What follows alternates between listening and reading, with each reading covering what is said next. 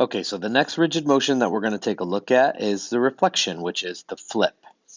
It's so it, real quickly, um, the notation, we use little r for reflection, okay, as opposed to big R, which we did last lesson, which was rotation. So little r. And then the only parameter that we have whenever we do a reflection, the only parameter that we have is the line of reflection. So it could be an axis,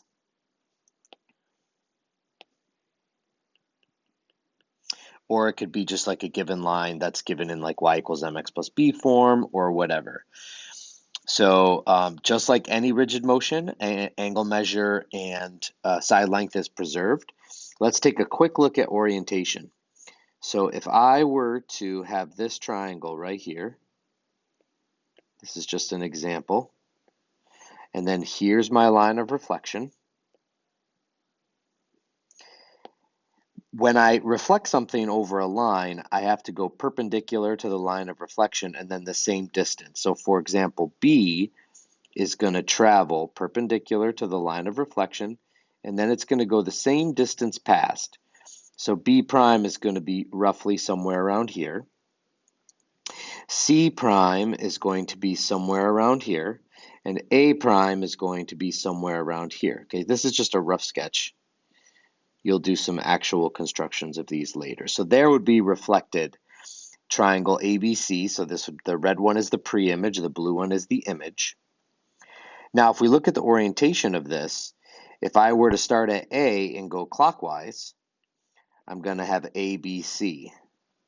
Now here, if I start at A prime and go clockwise, I end up at A prime, C prime, B prime. So I want you to notice that with a reflection, orientation is not preserved.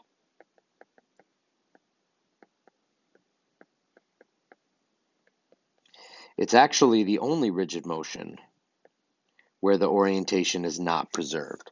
With a rotation, the orientation is preserved. With a translation, which we'll learn in the next lesson, orientation is preserved. But reflection is the one rigid motion where orientation is not preserved. And that's useful if I show you a couple of objects and I say what transformation happened here.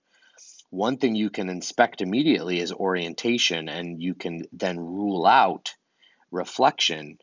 If the orientation is preserved, you can rule out reflection. And if the orientation is not preserved, then you know automatically that it was a reflection. So that's a useful thing to know.